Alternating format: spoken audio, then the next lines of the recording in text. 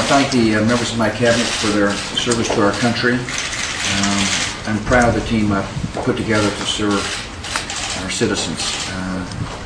They're good, honorable people who have come to Washington, D.C. and to put the nation's interest above their self-interest.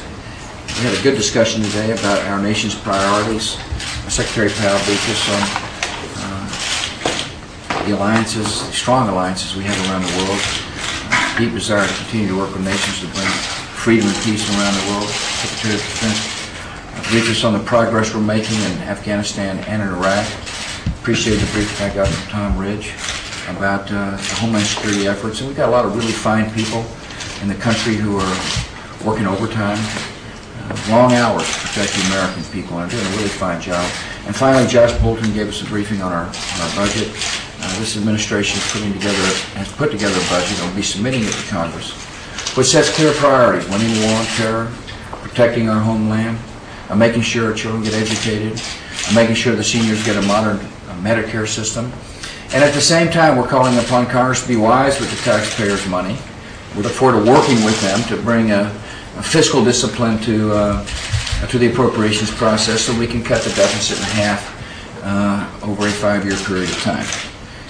Again, I'm proud of the cabinet. I appreciate your work. I'll be glad to take a couple of questions. Terry, you might have a question. Yes, Mr. President, I'd like to ask you about this intelligence investigation that you're going to order. Do you think that the country is owed an explanation about the Iraq intelligence failures before the election so that voters have this information when they elect a new president? Well, first of all, I want to know all the facts. We do know that Saddam Hussein had the intent and the capabilities to cause great harm. We know he was a danger. He was not only a danger to people in the free world, he was a danger to his own people. He slaughtered thousands of people, he imprisoned people. What we don't know yet is what we thought and what the Iraqi survey group has found. And we want to look at that. But we also want to look at our war against proliferation and weapons of mass destruction kind of in a broader context. And so I'm putting together a independent bipartisan commission to analyze where we stand, what we can do better as we fight this war against terror. And before I move forward with the commission, I want to sit down with Mr. Kay. I appreciate his service. I've invited him to come down to the White House. I'll be doing so soon. I do want to get a briefing from him. Steve. Sir, you worry that your budget passes along following for future generations. You also say you don't want to do that.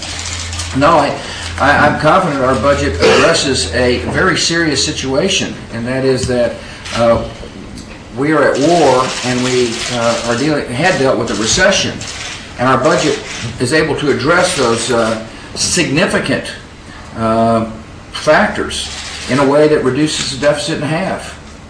And we propose that Congress disposes, and so we look forward to working with the appropriators to meet our priorities and to reduce the deficit in half. We're confident we can do so. Now, the reason we are where we are in terms of the deficit is because we went through a recession, we were attacked, and we're fighting a war. And these are high hurdles for a budget and for a country to overcome, and yet we've overcome them because we've got a great country full of decent people. And the economy's getting better, and as the economy gets better, it enables us to send up a budget to Congress that does cut the deficit in half. Thank you. Thank you all. Thank you all very much. Thank you. Thank you. What part of the Super Bowl did you like the best? One more. Thank you very much. What part of Super Bowl did you like the best? The halftime or the... Thank you. There we go, guys. I don't want to admit it, but because this White House starts early, You went to bed. I missed it. Again, I saw the first half, did not see the halftime.